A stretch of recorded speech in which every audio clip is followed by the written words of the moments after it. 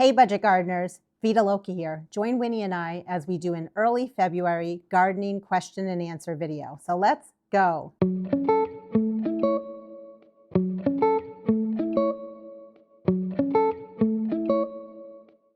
I had posted in my YouTube community tab to ask me any questions that you had because it is that time of year when I need to pot up seedlings, and I figured I might as well answer your questions while I'm doing a little bit of work. My hope is that you can use this video as a podcast. You could be driving in the car, or maybe you're potting up seedlings like I am. Whatever it is that you're doing, I really hope that I answer a lot of questions that you have. And thank you to anyone that asked these questions. There were a lot of great questions ranging from my backyard plant nursery or how I spend my day in terms of time management. There were questions on overwintering plants as well as seedling care. So I'm going to start answering the questions, but I'm also going to do some work. Winnie is just going to be Winnie. And while I'm answering your questions, I will be potting up some lettuce seedlings that I have. In case you missed it, I did make a video with my most recent seedling tour. I'll put a link to it down below in the description as well as up above. Feel free to watch the seedling tour after you watch this video. The first question is from Madge Mayhem. Good morning. When do you start giving your seedlings fertilizer at full strength? So I'm going to rewind a little bit. When I first sow my seeds, I like to use a DIY seed starting mix, and there are no nutrients in there. It's a very sterile mix with not much stuff going on. However, once I pot up my seedlings into my DIY potting mix, at that point, I do like to give the seedlings some fertilizer at a half a strength, and I wait until the seedling has its first set of true leaves. For fertilizer, I use Espoma Grow, which is an organic fertilizer for my vegetable seedlings. And if I have a lot of flower seedlings that I'm growing, which I usually do, I like to use Miracle Grow for those. I fertilize my little small seedlings about once a week at a half a strength.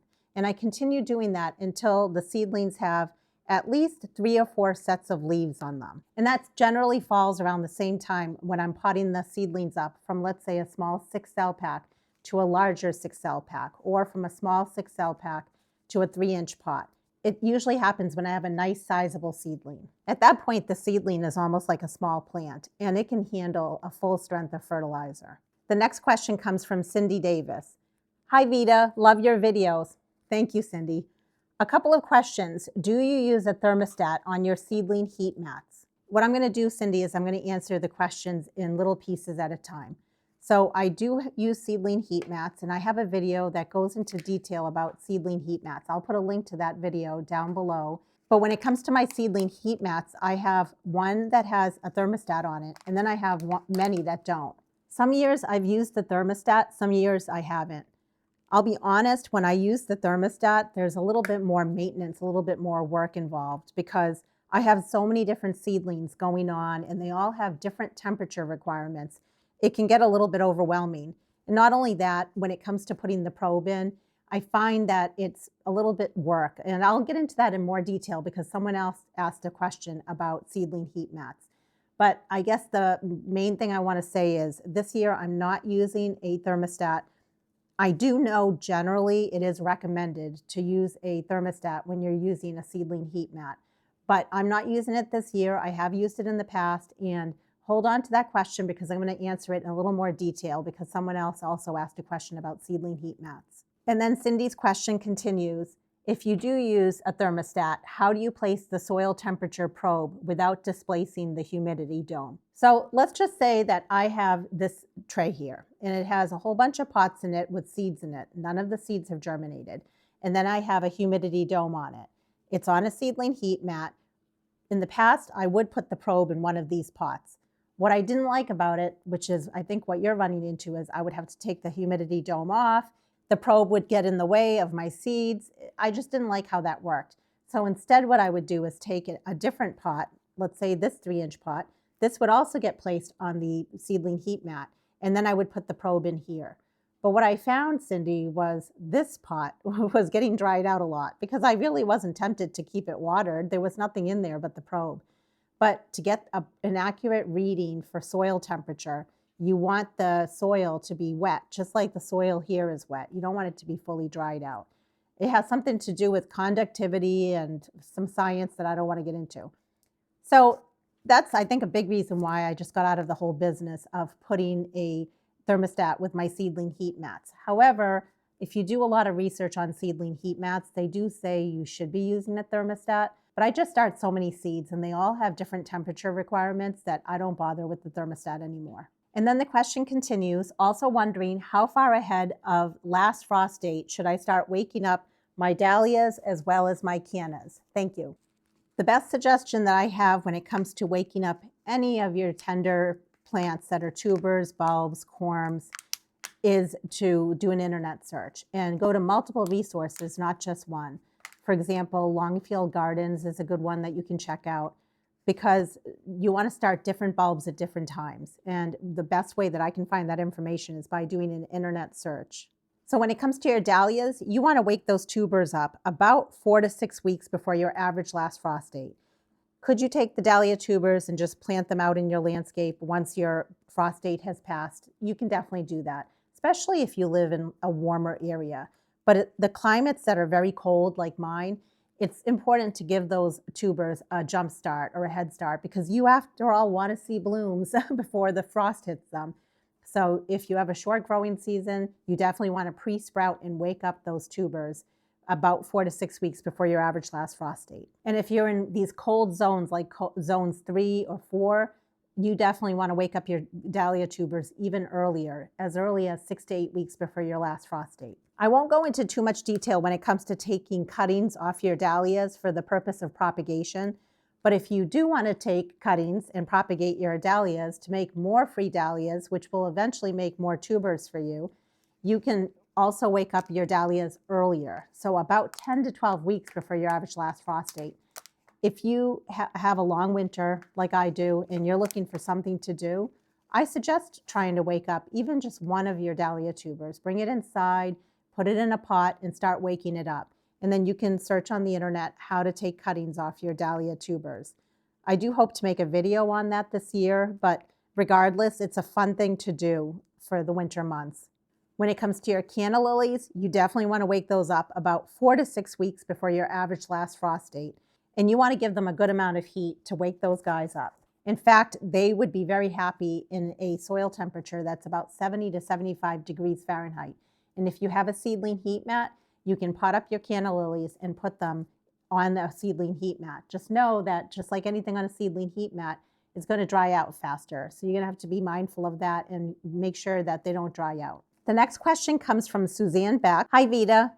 I'll be in my second year of selling plants from home in zone 6A, and I've learned a lot from your videos. I'm so glad, Suzanne. That makes me happy that the videos are helping you out. In fact, that's one of the big reasons why I love doing what I do, is to teach and hopefully help others. What part of your plant nursery do you enjoy the most, and what would you do differently if you started over? I would say the biggest part of my plant nursery that I really enjoy is helping others when it comes to answering their questions with designing a space. I'm not a landscape designer by trade. It's just something that I've been doing for a number of years in my own garden. So whenever I give advice to anyone, it's just based on my limited experience. And I especially love anyone that is new to gardening and they have all these questions, or someone that has bought a brand new property and they're not sure how to design it.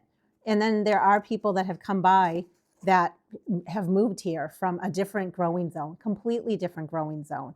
Let's say a zone 8 or 9, and now they're in zone 5, and they have no idea what to do when it comes to gardening in this type of climate. And even if they've been gardening a long time, they're just not sure what to do, so they're looking for advice.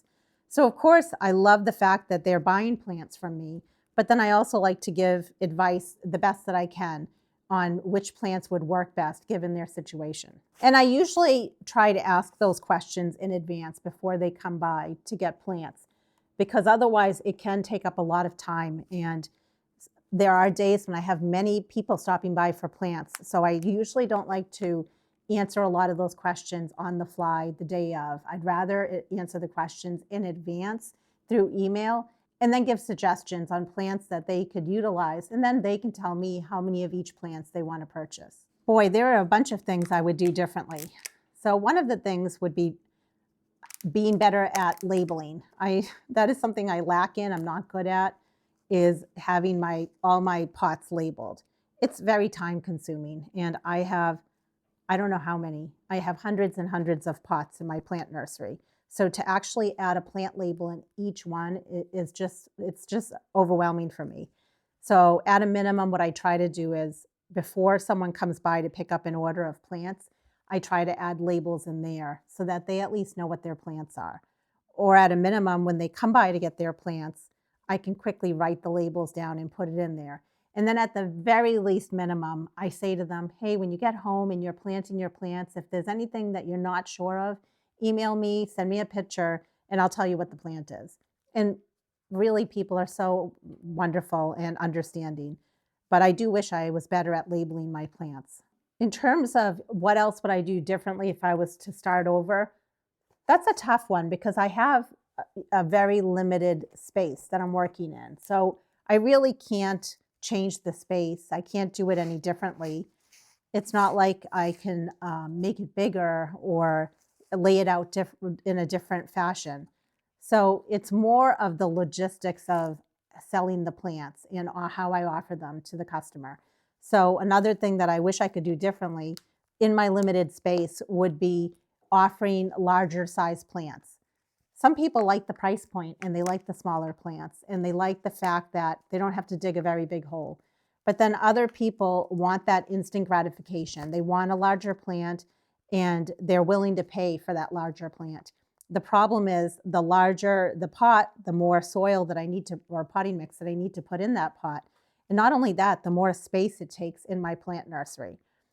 So if I could do things differently, it would be to offer a little bit less of the small size pots. A lot of my pots are 3-inch pots, and offer more of the larger size pots. And then I could just have a higher price point for those larger size pots. So I hope over time to move in that direction, to have different size pots that I can offer to customers. Something else I wish I could do differently, and I don't think it's too late, it's still in the back of my mind, is coming up with a better way to irrigate the plants that are in my plant nursery. The nursery is a little bit far away from my water source, and I did set up a water hose reel type of thing in that area. So I can water the plants. It's not optimal, but I can water the plants that are down there.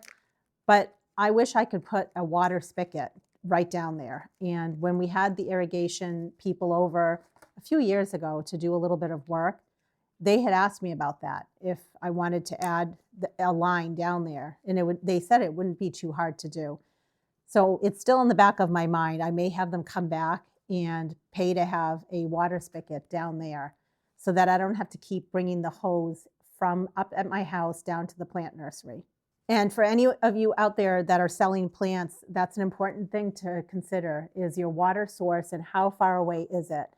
And see if there's a better way you can get water to your plant nursery. I could just keep on going on this question. Another thing I wish I could do differently from day one would be having a better way to manage the weeds. I know some people like to put down black plastic and that helps suppress the weeds. My plant nursery is definitely sloped. It's not nice and straight. It's basically as you head down my driveway, so it kind of goes down on a hill. So I don't think for me black plastic is the answer, but never say never. I might end up doing it. I just don't think that's the answer. One way that I suppress weeds in my garden is using a pre-emergent called preen. So one thing I plan to do this spring is really get out there in the plant nursery and start weeding. I want to weed one whole row at a time. After I weed it, I want to put down the preen, and then I want to water the preen. And that will just keep the weeds at bay. I've done it in the past, and it really does help. Some people don't like to use preen, and I feel like it's your garden, and if you feel comfortable with it, you should use it. I use preen not only in my plant nursery, I use it around my garden. And I know I've had that question in the past about how do I keep the weeds out of my garden beds. The mulch does help, but I also do use preen. So I know that some people don't like to use it, and that's fine, but it helps me out a lot. It makes me enjoy my gardens more, so I'm not out there weeding all the time. And then Suzanne asks, do you have a lot of repeat customers or mostly new buyers? I would say a majority of them are new buyers, but I definitely get repeat customers as well. I wonder that sometimes. Why don't all the people that buy plants from me come back? And I think probably they run out of space. They have a space that they want to fill. They come and they buy a bunch of plants. And after 2 or 3 years, let's say they bought daylilies from me and coneflowers from me and Rebecca from me. Those are popular plants that I sell. You can imagine after 2 or 3 years, those are just going to fill up a space. And if they have a small garden or they just have a small little area that they're trying to fill, within 2 or 3 years, that area is filled. So I do get repeat customers, absolutely, but then I get new customers as well. It's a good mix. So it's hard to say what percentage I get of each, but I definitely see repeat customers. And I love everyone that comes by, repeat or not. It's a lot of fun. The next question is from Elro. Would love to hear more about your home nursery business. How do you market your plant things? Things you wish you would have known at the beginning. Where are most of your customers coming from? Lots of great questions. Before I answer the questions, I will say I have a whole playlist having to do with my plant nursery.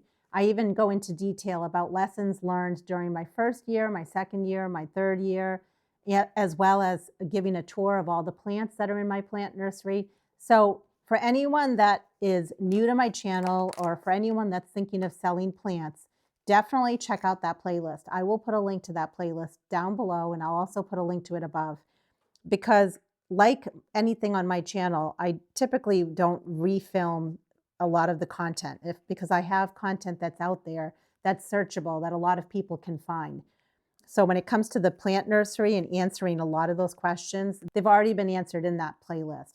For example, questions like, do you need a license to have a plant nursery or anything like that? Definitely check out the playlist. But let me go ahead and answer these questions. In terms of marketing my plants, I market on Facebook Marketplace. I used to also list it on Craigslist, but I've decided not to do that anymore. I like Marketplace because I can actually look up the person that's writing me. You have to basically protect yourself, especially if you're selling plants from your home like I am. You have random people coming to your house. So I do like to look the person up. And believe it or not, it puts my mind to ease when I see that that person also knows someone else that I know on Facebook. But in terms of safety, I always make sure that my husband is home and he's around when I have anyone stopping by to buy plants from me. And that's something you have to keep in mind if you're selling plants or selling anything from your house and you have people coming by. Safety first. In regards to, is there anything that I wish I knew before I started doing the plant nursery?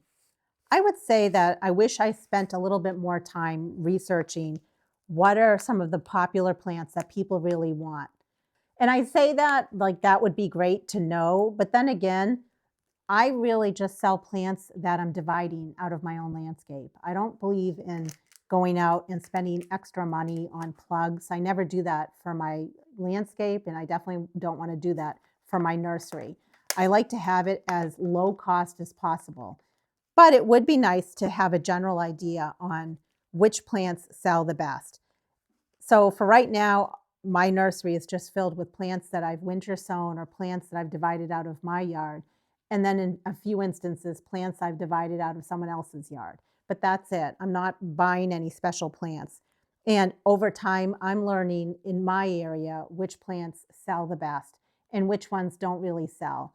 So based on that, based on doing this now for 4 years, I know how to spend my time when it comes to dividing plants out of my landscape. If I have too much of a plant and I really don't need it anymore in my landscape, and I'm finding that it's just not a good seller in the plant nursery, at that point, I can always put it out on Marketplace for free just to get it out of my yard. But even the plants that are like a ground cover, let's say Vinca or Ajuga, there's always someone that's looking for those plants. One man's trash is another man's treasure, right? I mean, I love a lot of different plants that someone else might say that they don't want in their yard.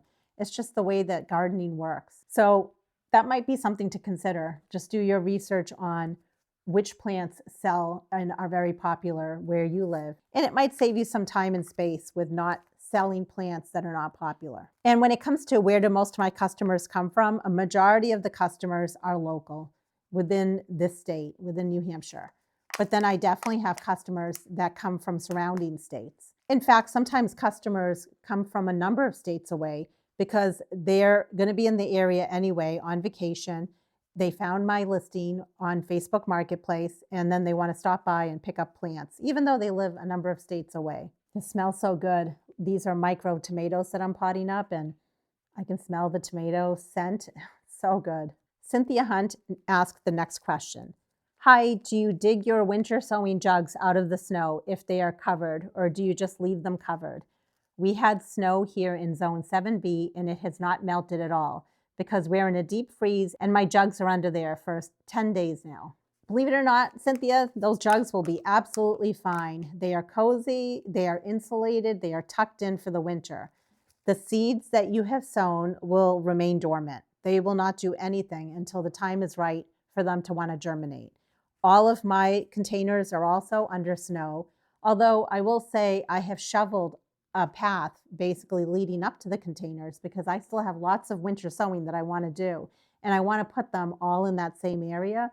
So because we had so much snow, I had to shovel a path to them. But then I have a whole bunch of the jugs that are under the snow. And they're just going to sit there. It is not a problem. All the seeds that you sow when it comes to winter sowing are dormant and they're not going to do anything for a while. So no need to worry about it. And if you're like me, Cynthia, and all the jugs are frozen, they will stay frozen. You don't need to water them. But as soon as the snow melts and as soon as those jugs start to thaw out, they'll be heavy at first, but then they will eventually start to thaw out even more, and you will have to start watering them. But for right now, we have it easy. We don't have to do much where we live if they are frozen. I'm thrilled that we just filled up almost this full tray with lettuce as well as some micro tomatoes. I still have a lot more potting up to do. So in a blink of an eye, I'm going to get rid of this and I'm going to get some more that I can pot up. I'm back with more potting mix inside of my container pots. There are dwarf cucumbers as well as geraniums and pansies that I need to pot up. The next question is from Kim in Halifax. Hi Vita, what problems can a person run into if they start seedlings too early? Is there any way to fix these problems? That's a really great question, Kim. I think when it comes to seed starting, it's so easy to follow other people on social media and to want to start seeds when they're starting seeds. And it's a common mistake to start seeds too early. And before I answer your question, I will say if you start your seeds too late, the issue is that you might not actually get the vegetables to produce, or you might not actually get the flowers to really bloom prolifically for you. But if you start your seeds too early, that can also cause problems, and I'm going to go over that. The main thing that's going to happen is you're going to end up with very unhappy, very stressed out plants.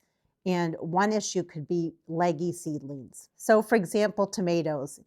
If you start your tomatoes too early, they're just going to keep getting bigger and actually weaker and leggier. A common misconception when it comes to tomatoes is, but if I start them early enough, that means I'm going to get tomatoes earlier, right?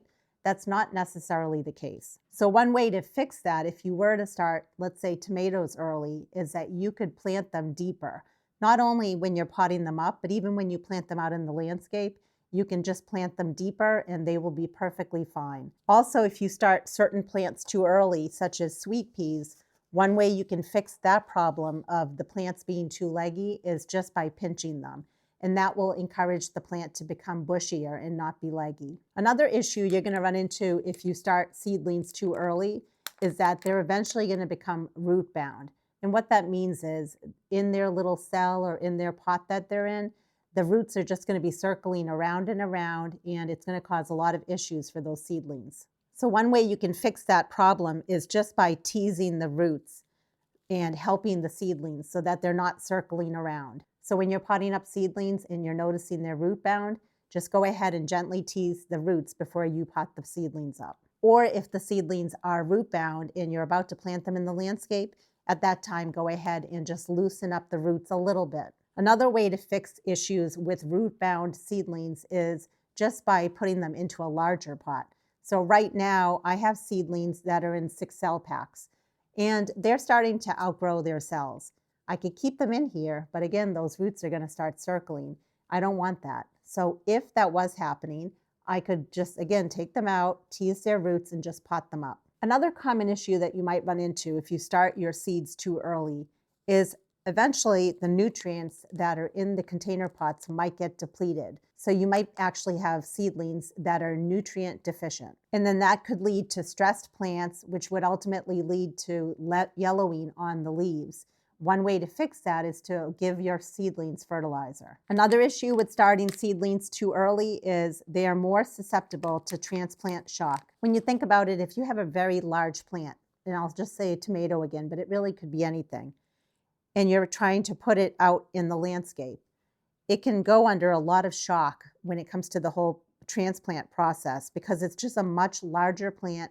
It has a lot of growth that it needs to support. And interestingly enough, the bigger the plants, sometimes the more they struggle when you actually try to bring them outside, harden them off, and then eventually get them put out in your landscape. So no matter what seedlings you're bringing outside, especially those larger seedlings, let's say because you started them too early, it's very important that you're giving them enough time to properly harden off. And that's how you would fix that issue. One other issue you can run into when you start your seedlings too early is that they can end up with a lot of vertical growth because they're just getting larger and larger while you have them inside. One way that you can fix that problem is by having a fan running in your room. It will just get the seedlings that are in your grow room to be sturdier and stockier and not so leggy. And then a final thing that I can think of is basically reducing the heat. If you have your seedlings that are under stress because you started them too early in a warm area, you want to slow down the growth of that plant or those plants. And one way to do that is either to reduce the heat in your grow room or to just bring those certain plants out into a space where they're still getting artificial light, like grow lights or whatever, but it's in a little bit of a cooler area so that it just slows the plants down a little bit. And those are the main things that I can think of when it comes to how to fix some common issues you might run into if you start your seedlings too early. But then it's good to have some sort of a log or spreadsheet or whatever and make a note that the following year you don't start those certain plants too early, that you start them a little bit later. The next question comes from Jilly Bean, and before I go over the question, I wanted to say a special thank you to Jill. I got your card during the holidays, and I've been meaning to reach out to you, but I really didn't know how to. So I was really happy to see your name pop up with a question. Thank you, Jill, for your holiday card. Jill writes, "Hello, Vita. Now that you've planted your spring bulbs in containers, I'm assuming you'll keep an eye on them, the same as you do your other containers in the garage. Watering lightly as needed. When will you put them outside?" I love growing spring bulbs in container pots. I have many spring bulbs out in my landscape, but there's just something so special, so nice having spring bulbs in container pots as well. And I'm still learning that whole process. For anyone that lives in a cold area like I do, we often struggle with growing spring bulbs in pots for the biggest reason that they will freeze, they will rot. So we have to be a little crafty when it comes to getting spring bulbs to bloom beautifully for us in our container pots. So Jill, for right now, this year, I only have one container pot so far that has spring bulbs in it. And I planted it as an experiment early. I normally plant my spring bulbs in the fall time like you normally would when you plant spring bulbs out in the landscape. But last fall, I held back on that and I only did one container pot. And the reason is in previous years, what would happen is those spring bulbs would start to sprout too early in my unheated garage, which like for today, it's 38 degrees Fahrenheit.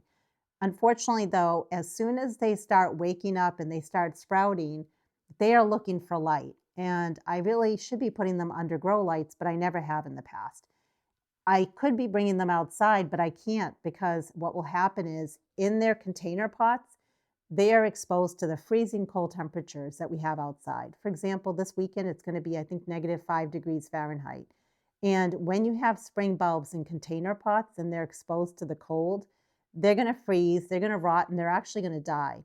And a lot of people think, well, wait a minute, when you take spring bulbs and you put them out in the landscape, they're fine, but they're protected in the ground. All of the soil that's around those bulbs is protecting them. And even if my ground freezes, those bulbs are still protected. When you have spring bulbs in a container pot and you put it outside, basically the temperature fluctuation is much higher. And outside, it can freeze, it can thaw, it can freeze, it can thaw. basically it's not good for the bulbs. So that I just wanted to explain all of that for anyone that's interested in having spring bulbs in pots in a cold area like where I live. So the answer to that question is I will not be planting a majority of my spring bulbs in container pots until about March.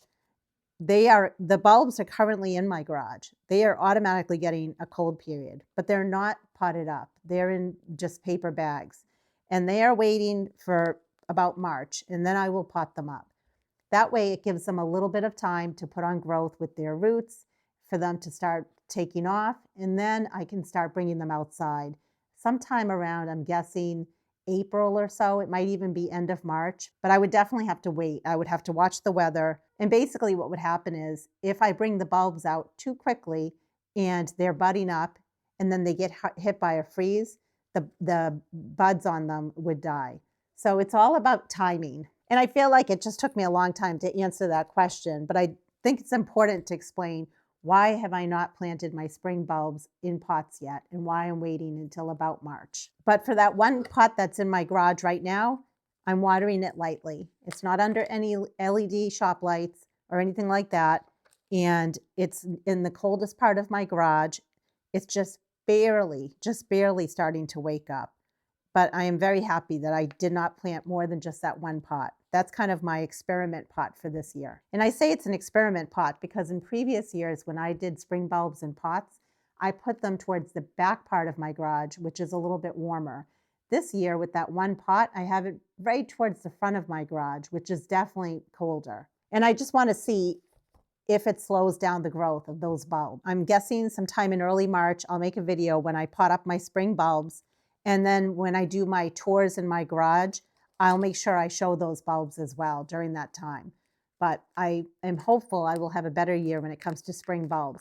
And I will add, it was a few years ago when I was late with getting my spring bulbs put in container pots, and I think it was in March. That was the one year I had the most beautiful display of spring bulbs on my pot. So the fact that I thought I was late that year was a blessing, and that's how I learned that I need to really wait to get those bulbs planted later on. And that's just for me, where I live and for how cold we get. It all depends on where everyone else lives. If you want to have spring bulbs in container pots, you might be able to get away with planting up your spring bulbs earlier than I can. Our winters are just way too cold and way too wet. So I did put a little note here and I want to read it. I plan on bringing out my spring pots in their containers when the daytime temperatures are consistently above freezing.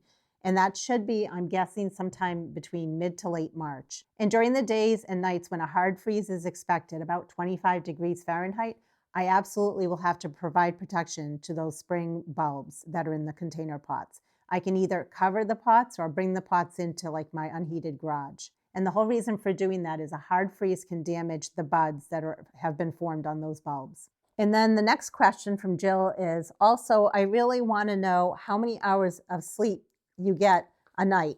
You amaze me with how much you get done, all your filming, editing, plus running a household. You're amazing. Well, Jill, I think you give me too much credit. That's very sweet of you. I will say when it comes to running a household, I don't have the kids here anymore. Both of my kids are in college. I definitely text with them or talk to them each day, but I don't see them, unfortunately, that as often because they are far away in terms of where their college is located. I do have 2 cats, a turtle, and a husband. So that's something, right? But when it comes to all of that, let's see, I want to answer all of this because I bet, Jill, you're not the only one that wonders this. And I think it's good for me. I think I want to be honest about all of this. So let's see, when it comes to sleep, that's something I'm working on. I'm going through the M word. All you ladies out there must know what I'm talking about. And that's messing up with my sleep schedule. Because of me, I'm not a night owl, and so I go to bed pretty early. I usually go to bed about between 8 to 9 o'clock at night. But then I wake up anywhere from typically around 2 to 5 a.m., somewhere in that ballpark. The other day I slept in until 5:45, and I couldn't believe that I actually slept in. And it is what it is.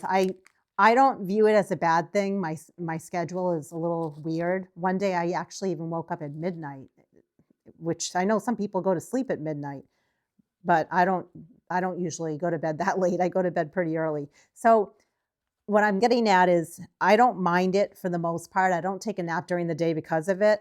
I just view it as I can get a lot done during those hours when it's early morning. That's a lot of times when you might see me reply back to your comments on YouTube or an email that I got from someone.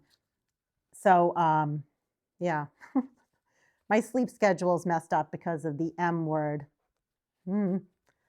What else? Let's see. So for the filming, I do like to make videos. It motivates me to get my jobs done.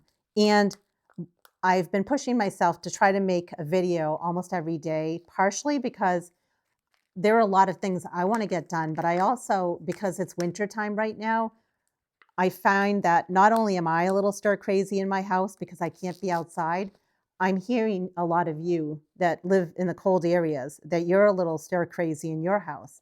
So not only am I trying to motivate myself with doing as many different things as I can be doing, like starting seeds indoors or overwintering plants or taking hardwood cuttings, winter sowing, there's a lot of different things going on. It's good for me because it keeps me busy. It's good for my mind, but I think it's helping a lot of you too. That's what I'm hearing in the comments. And that in turn motivates me. That inspires me to keep doing what I'm doing. And one thing that I also want to do when I'm making these videos, and I really want to do it this year, is I want to do like a winter sowing challenge where together we open up one container and we empty out that one container, because I am my own worst enemy. I like to winter sow a lot, but then I struggle with getting all the seedlings out, be it in the landscape or potting them up.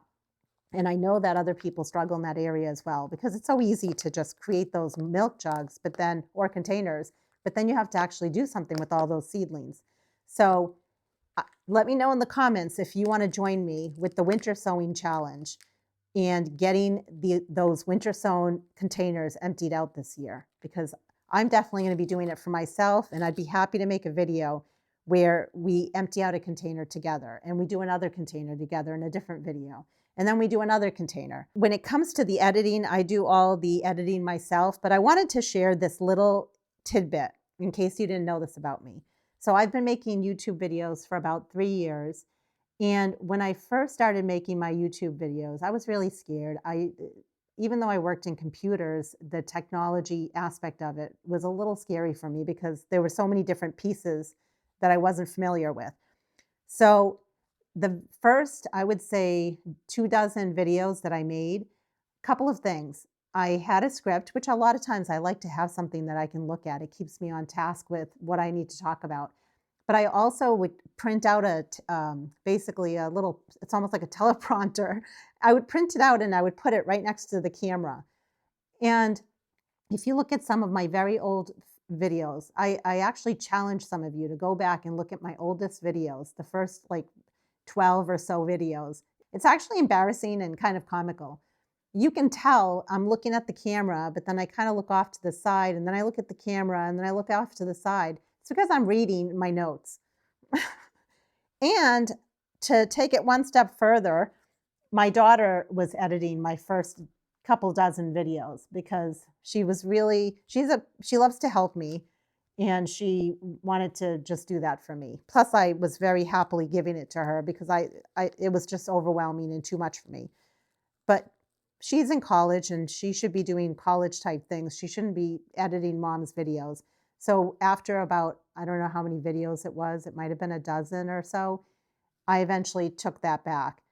And you should have seen, it was ridiculous. I would actually like type up a script of, put this for B-roll and put this on the screen. And I would actually type it all up. It was so much work for me to do that for her. It was so much work for her to edit my videos. God bless that child. So when I say I edit my own videos, I'm technically lying because the first dozen, Angelica edited for me. But I swear, after that, I've edited all the rest of my videos. And I don't mind doing it because I like being able to, it's easier for me to just film and then edit my own videos. But I've never talked about that before.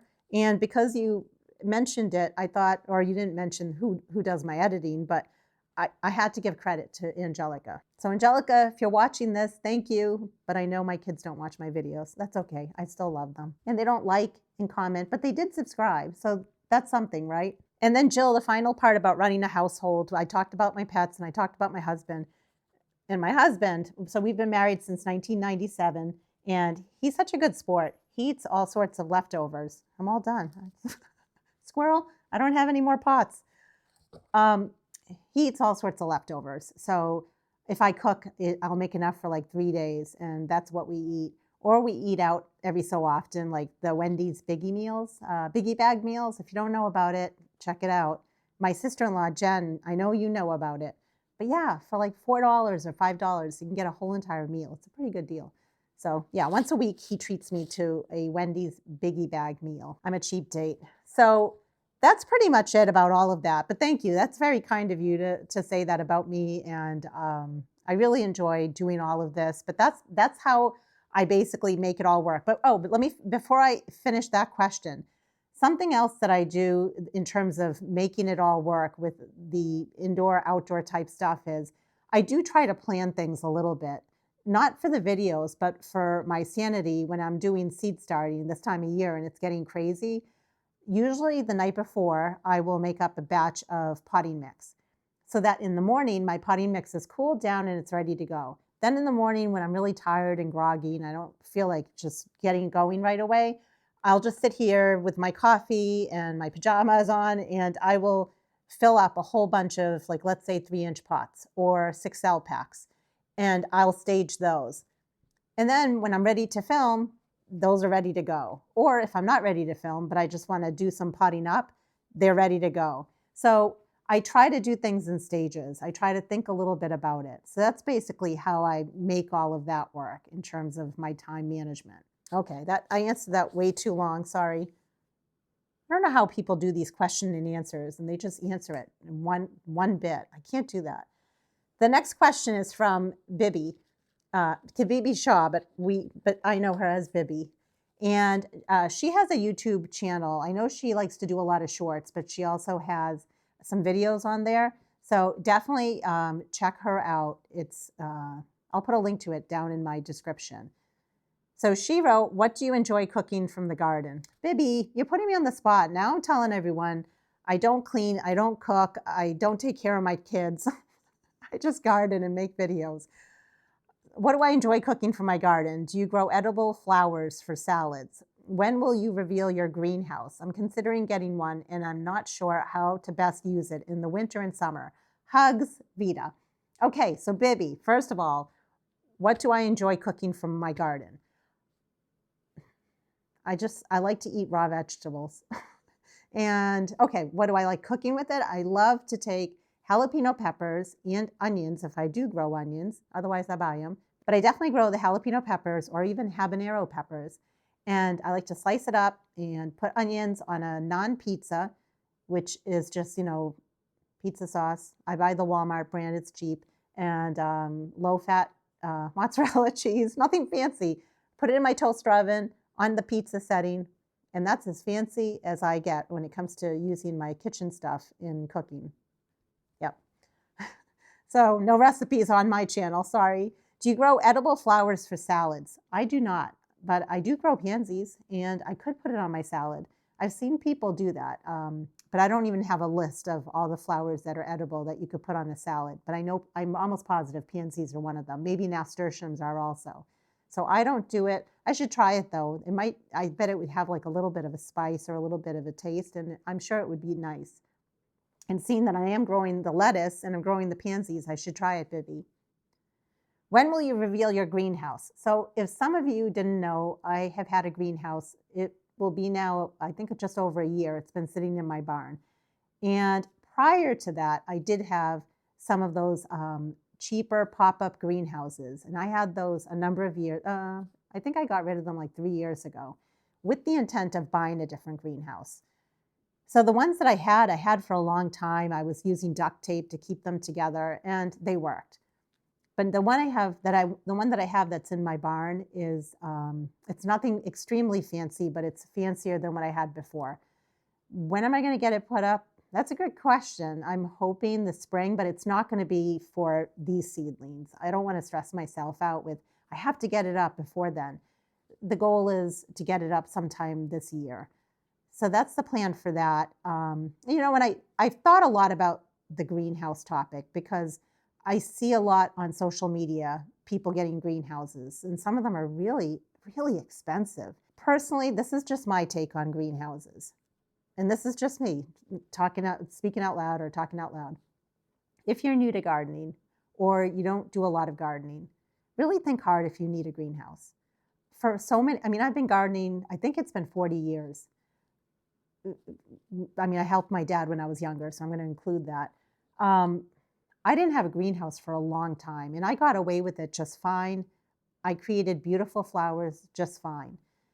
And then when I finally did get a greenhouse, partially because I'm frugal and I just couldn't justify spending the money, I bought a cheapy one. I forget from where, but then I got a second cheapy one, and I call it cheapy. It was perfectly fine. There's nothing wrong with it. I bought it from Harbor Freight, the second one.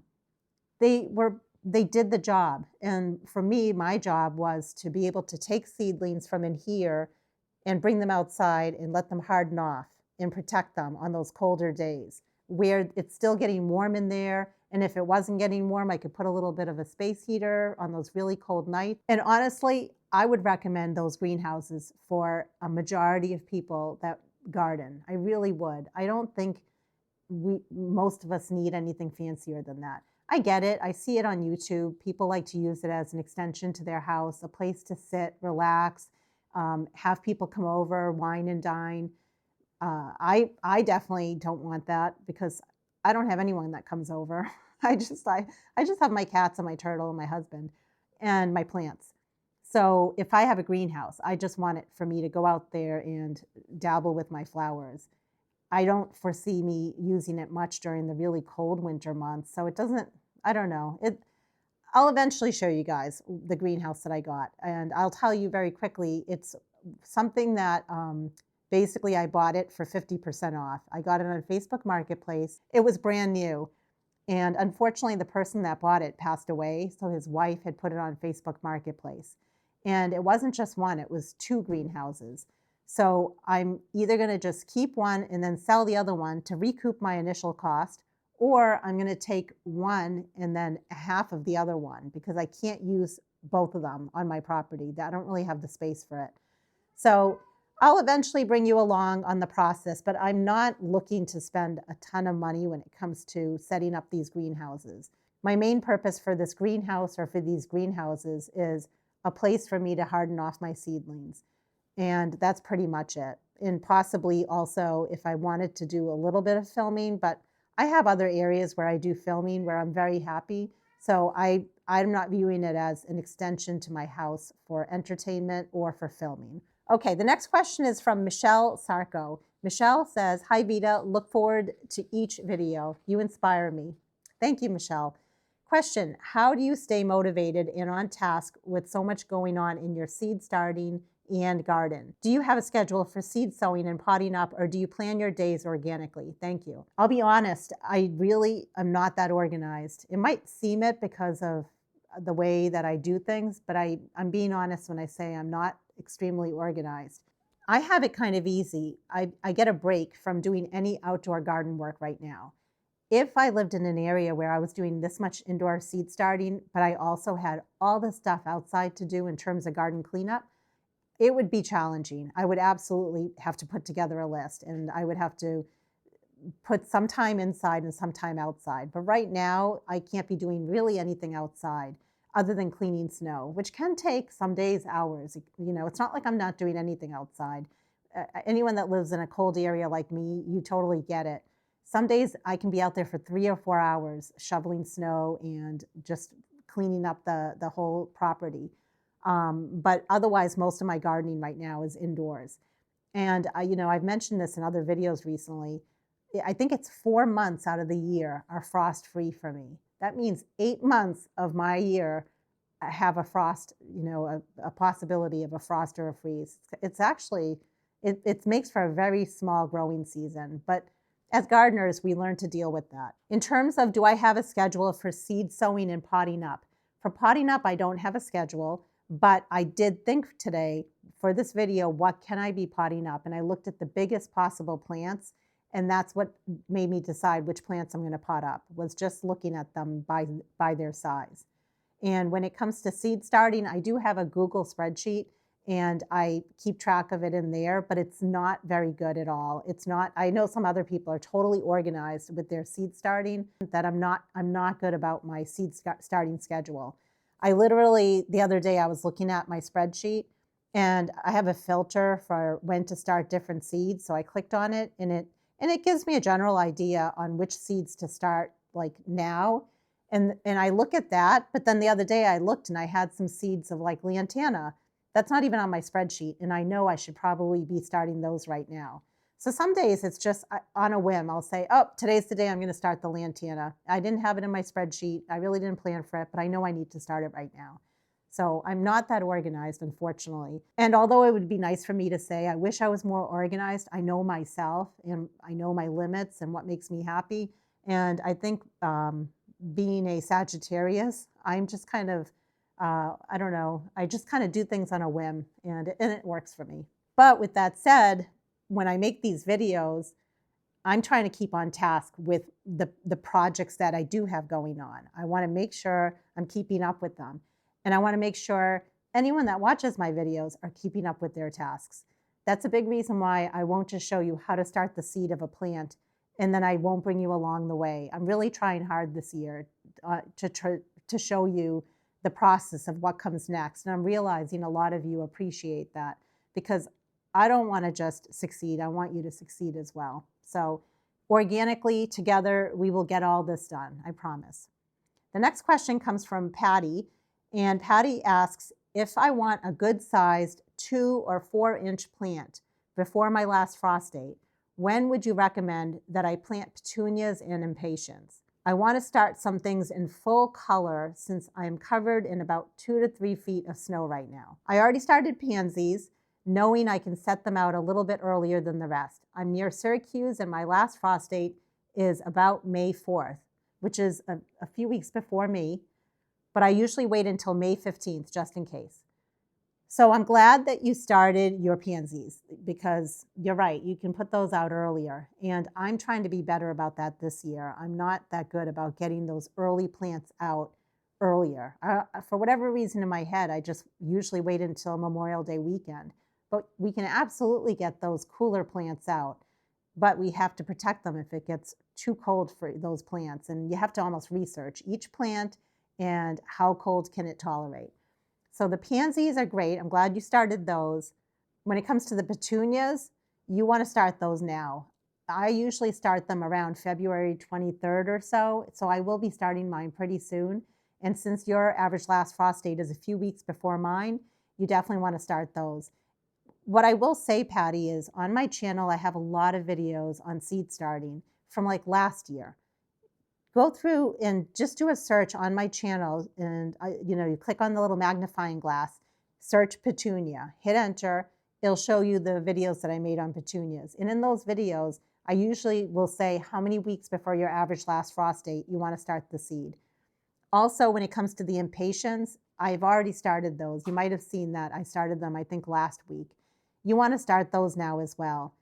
So I think the best thing you can do is, let's say on my channel, Patty or anyone else, do that search on the seeds that you have and then look for the videos that I've made on those seeds. I usually will tell you how many weeks before your average last frost date you should be starting them. And I think that's the tricky part with seed starting is I find that a lot of people are looking for someone that's in their same growing zone, and that doesn't matter. The growing zone doesn't matter. It's more finding someone that has a YouTube channel that's in the same average last frost date as you are, which that can be hard to do.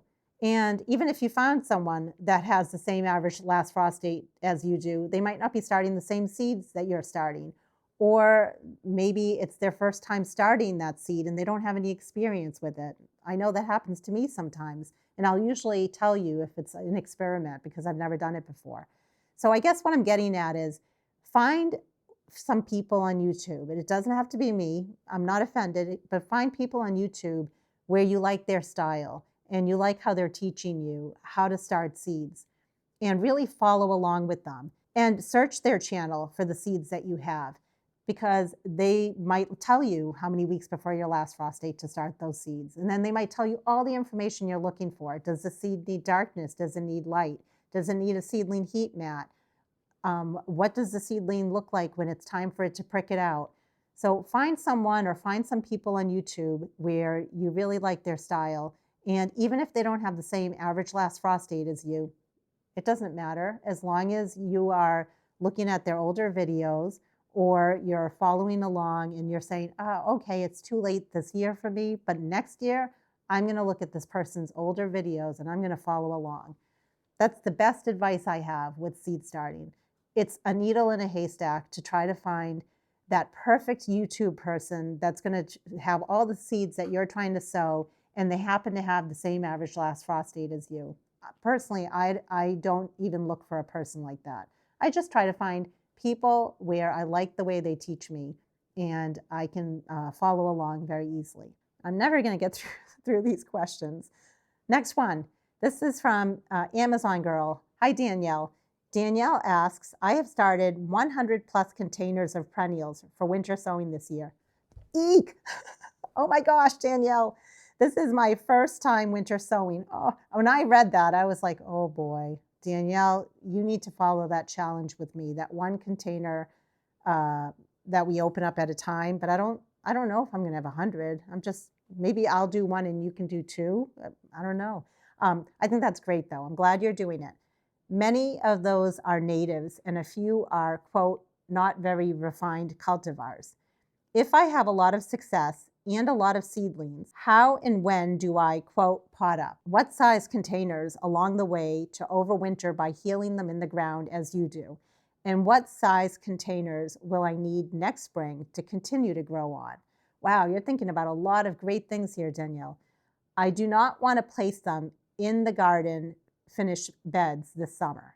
And that's good that you put that in there, because I was going to ask you, well, why aren't you just taking them out of your containers and putting them directly in your landscape? So that's totally fine that you don't want to do that. And then Danielle asked, do I use drip or do I water with the hose? So lots of great things happening in there.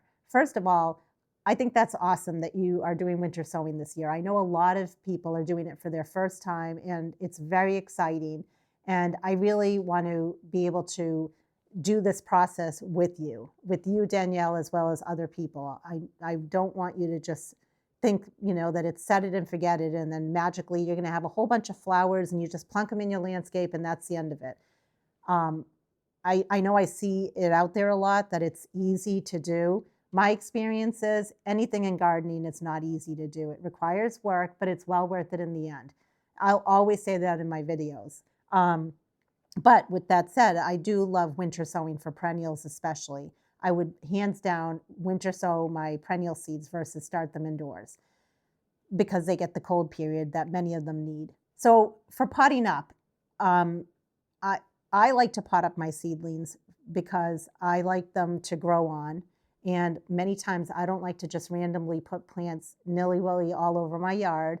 I like to have some time to think about it. And many times perennials will not bloom the first year. So why bother plunking them all around the landscape if they're not even going to bloom for me? So I like to pot them up. But I know that a lot of people don't like to do that. That's a lot of work. It's a lot of soil. It's a lot of pots. It's a lot of time. It's so much easier to take the seedling and just put it in the landscape. One of the problems with doing that is critters. When you have small seedlings, you're definitely inviting critters to nibble those down. So you're going to have to protect them, possibly. Water, all those seedlings that get placed in the landscape, you can't let them dry out. They're small. So you need to make sure that they're next to a drip line or that you're watering them. And then the sun, if you're putting all those seedlings out on a sunny day and you didn't water them, or even if you just watered them a little bit, there's a chance that those seedlings still may not make it. So there are a lot of reasons why I choose to pot up seedlings, but I have had people say to me before that that defeats the whole purpose of winter sowing. And I see both sides of it, but I did want to explain the reasons why you might want to pot up seedlings. When it comes to potting up seedlings, it depends on the seedling itself. Something like a lupin, I either like to put directly in my landscape, and if I'm going to pot it up, I'm going to pot it up by itself in like a 3-inch pot. Anything with a taproot, balloon flower, or I can't think of anything else. Those are the two main ones that I'm thinking of. Most of the other seedlings that I start when I do winter sowing, I actually like to pot them up in 6 cell packs, but I will say they're going to dry out faster. That makes sense. Something that's in a small little 6 cell pack doesn't have much soil in there. And it's not inside, it's outside, out in the sun. Or maybe it's even in the shade, but let's just say it's in the sun. That's going to dry out super fast during the summer. And then I'm going to lose my seedlings. So you need to think about the size of your pot and how much are you really going to be watering those pots. If it's not feasible that you're going to be watering the pots that often, I wouldn't put seedlings in a 6 cell pack. But what I like to do is I like to put them, if they're small seedlings, like let's say columbine, I like to put them in a 6 cell pack, and I'll put them in a 10 by 20 tray like this one here. And I'll actually just keep them on a shelving unit on my covered porch where I can easily water them. I can even bottom water them. And I can baby them along a little bit just so that they put on a little bit of size. I don't care so much that they're not getting a lot of sun. They're getting a little bit of filtered sun. But more than anything, I'm able to watch them and baby them and give them fertilizer by putting that in with the water as I'm bottom watering it. So that works for me. But, you know, anyone that's winter sowing, you have to do what works for you. So Danielle, I would recommend at a minimum, you could pot up in a 6 cell pack for the smaller seedlings. Bigger seedlings should be in a 3-inch pot or even a 6 cell pack with the deeper pockets. So you could try that. And then after that, I think your next question was, after they've gotten bigger, what's the next size pot? You know, I that's a hard one to answer. I would say probably a gallon, but I mean, I don't know if you're planning to sell the plants. If you're planning to sell them, I'm thinking that a gallon size would be your next size pot. But remember, that takes up more potting mix, that takes up more room in if you do have a plant nursery or if you're trying to heal them in. And you mentioned about healing them in. So I'm guessing what you want to do is empty out all your containers. You're planning to pot them up, and it sounds like in individual pots, I believe. But then you want to heal them into the ground in the winter. I'm not sure if you have a big enough space for all of that because that's a lot of plants, but you can definitely do that. Oh, right. So you asked what size containers will you need for next spring? I would say maximum gallon size pots. In terms of watering the plants that are healed in the ground, I usually set up a sprinkler down there and I just let it run, especially in the summer when it's really hot. Again, I'm not on any sort of a schedule or a timer. I just know that if we have a number of days of no rain, then I have to run the sprinkler. And I let it run. I make sure I'm watering nice and deep. I don't want to just do a little bit of a sprinkle of water. I want to make sure that the plants are getting a good drink of water so that I don't have to water them again for a certain amount of days. And it's going to vary. It really just depends on the temperature, the climate, and all of that. You'll get to know your plants and what they need. Just my biggest suggestion is work really hard to get the plants out of their containers because you have a lot of containers going on, Danielle. And if you're going to pot them up in individual pots, that's fine. But then you're going to have to make sure you're watering them. They're going to need fertilizer. You want to make sure you're giving them food, all that good stuff. The next question is from Martin House Flowers. And hi, Anne. Anne has her own YouTube channel. I'll also put a link to it down below. I love supporting other people and their YouTube channel, be it big or small. People have done that with me and my channel, and I just like doing the same thing for other people. So definitely check out the YouTube channels. I'm going to be linking down below. Anne lives in Northern Illinois, Zone 5B, and she writes, hi, Vita, what are your favorite best performing perennials from seed, and what method do you use, indoors or winter sowing? And for perennials, I really try to just use winter sowing. I limit the number of perennials that I grow indoors under my grow lights because I prefer to use this space indoors for my annuals and for my vegetables, which are also annuals. However, there are a few perennials that I prefer to sow indoors versus outdoors using winter sowing. And those are lavender, rosemary, as well as delphinium. And the biggest reason is that I found that they grow very, very slow. By the time the milk jugs thaw out and the soil warms up, I finally start to see sprouts very late in the season. And it's just too late for me where I live. I know some people are very successful with growing those plants using winter sowing. I think delphinium would do fine for me, but it's more the lavender and the rosemary. Those two I definitely prefer to grow indoors. I've had a lot of success growing them indoors. I have a lot more control over those plants, and I actually get a nice sizable plant by my average last frost date of May 15th. Whereas if I winter sowed them, they probably still will not have germinated by my average last frost date. So that's my reasoning for starting lavender and rosemary indoors. And if I do want a nice sizable delphinium, that would be another reason for me to start that one indoors. But all other perennials, I really prefer to just winter sow them outside. I do see a number of people that sow perennial seeds indoors, and I have often wondered why. I just don't know what the benefit is. I very rarely see many perennials that will bloom the first year when grown from seed. And if they do bloom the first year, it might not be a ton of flowers. There are some perennials that will bloom the first year, but I don't think it's a very large list. I think it's a very small list.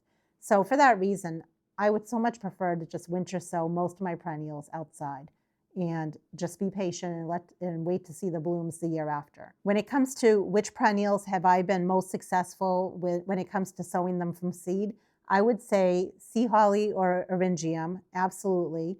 And those, again, all of the plants I'm going to tell you about are pretty much plants where I've collected my own seeds. So I know that the seeds are really fresh, but I think if you bought the seeds, it would be the same. So other than sea holly or eryngium, I would also say echinacea or coneflower. That one is really easy to grow from seed. Baptisia or false indigo, I've had a lot of success with that. I'm almost positive, though, if you do collect the seeds of baptisia, you need to use them pretty soon. They lose their viability pretty quickly. Another one is columbine. I've had a lot of success with that. So much success in that one year I had a beautiful, beautiful display of columbine in my plant nursery. It just looked so lovely.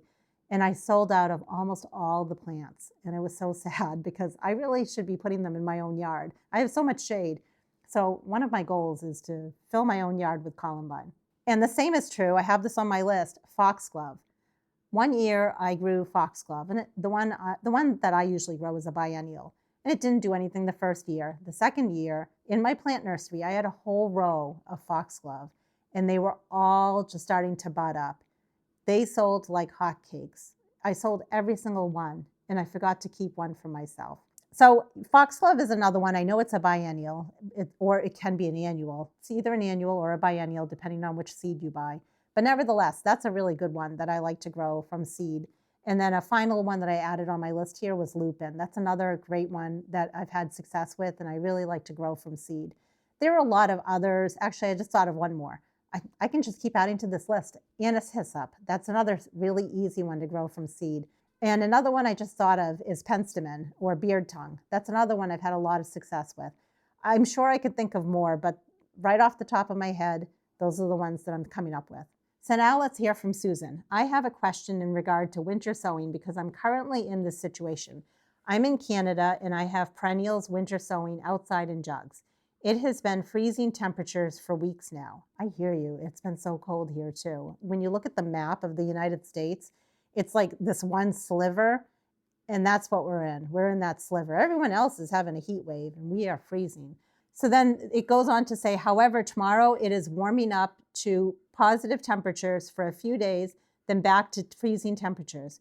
Should I be concerned that my perennials will germinate and die with mild to freezing weather? Thanks. I love your channel. That's very sweet. I thank you for saying that. I'm pretty positive, based on the fact that you live in Canada, although I don't know how warm it's gotten where you are. We did have a few days actually where it got into like the low 40s. And even then, I'm not worried about my winter sown containers. And then it's going to be like -7 degrees Fahrenheit this weekend. The seeds are dormant and they should not have woken up. I'm guessing where you are.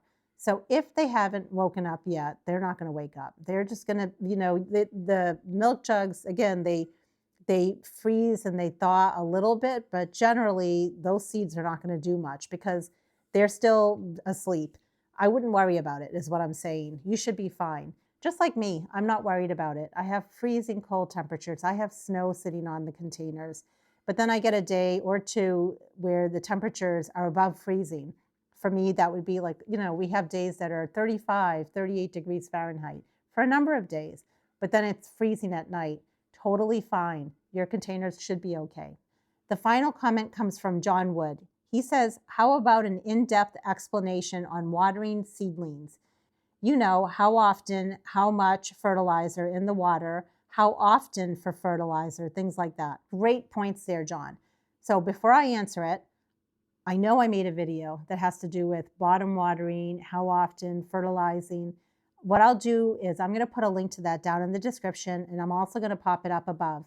So if anyone has not seen that video, please watch it because it's a really good video, or at least I feel it's a pretty good video. If it was not a good video, I would remake it. But if I feel like a video is pretty decent, I usually won't remake it. So when it comes to watering seedlings, in terms of how much, I really don't have a schedule. Like I don't do it 3 times a week or 4 times a week or every Tuesday and every Friday. I wish it was that simple, but I have different seedlings at different stages. Some are bigger, some are smaller. I pretty much check my seedlings every single day. And if I know that I'm not going to be able to check my seedlings for a day or two, in that case, I will water them a little bit extra than normal, but not too much, just a little bit extra. If I know I'm going to be gone for a week, I'll cry. Oh no, I won't cry. But I really try not to be gone for a week when I'm taking care of my seedlings. But there have been times I've had to leave them, like when I've had family emergencies and I had to go visit my mom in Texas, for example. During those times, I absolutely had to leave my tender, beautiful little seedlings, and I had to trust my husband. And it's always hard to trust anyone, even if it's your husband, with your seedlings. But I did. And he did okay, I have to admit. So you want to basically be checking your seedlings every day. Pretty much. That's my best advice. If you love those seedlings enough, you will check them every day. And if not every day, every other day. And don't water them too much. That's the best thing I can tell you. It's better to water them a little less than it is to water them too much. In terms of fertilizer, half a strength as soon as you see the first set of true leaves. And half a strength is going to vary depending on the fertilizer. For my flowers, I use Miracle Grow. For my vegetables, I use Espoma Grow. And sometimes when I'm lazy, I just use Espoma Grow on everything. It really doesn't matter. It's just that I don't want to just keep buying that small bottle of Espoma Grow, which, John, I know you have an Ocean State job lot near you. That's a really good price that you can get on Espoma Grow. You can't beat it. It's better than Amazon. But I really like to use Miracle Grow on my flowers because it's cheaper in the long run, and I can buy a nice big box of it on Amazon. As soon as the plants are pretty much bumped up into like a 3-inch pot, and they're a little bit bigger than this, these are still small. Once they have, I'd say, like 3 or 4 sets of leaves and they've been bumped up because they're a bigger plant, at that point, I'm giving them a full strength of fertilizer. At that point, I'm no longer bottom watering. Previous years, I did bottom water, even plants like this in a tray like this. I've stopped doing that. I found it's too much water and the plants in the long run weren't happy. So now what I do is once they're bumped up in a pot this size and they're a little bit bigger than this, at that point, they're getting a full strength of fertilizer and I'm watering from above. But I'm trying not to get the water on the leaves. I don't want to introduce any sort of issues with fungal issues or anything like that. I just water at the base of the plant the best that I can.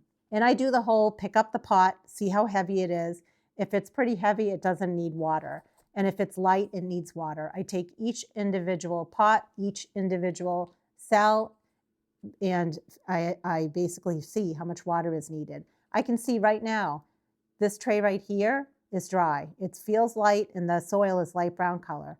This tray right here is heavy. The soil is a dark brown color. for that reason, at this stage, when the plants are still kind of small, I don't love bottom watering the whole tray. At this stage, I still like to take them on an individual basis, and I just water them in a small little shallow tray that I have. But eventually, when they get to be a little bit bigger, I will be bottom watering the whole entire tray here. And that's all I had for the questions from the poll that I put out there. I really hope you enjoyed this video. I know it was a little bit on the long side, but I really try to answer your question the best that I can. I'd rather give you more information than less. I try to be myself and be honest and sometimes a little funny because otherwise it's kind of boring for me to just look at a camera. And I'm going to continue potting up seedlings. Let me know if you want me to do more Q&A type videos like this. And if so, throw some ideas of topics that interest you because I love answering your questions the best that I can. I hope you're doing well with whatever it is you're doing in terms of gardening, be it indoor or outdoor. And until the next video, make it a great day with gardening. Wait, I was just about to do my intro. You can't sit there. Winnie, come on. I know. Come here. Come on. We need to do our intro. All right? Come on. What you want? There's a good girl. Oh, what? You need to go. Either jump off the table or lay down. I don't think everyone wants to see you in every video. Go on. Oh. Come on. Come on. Come over here. Oh, there's a pretty girl. I know. We're just waiting for your cat grass to germinate. Yep. There's a good girl.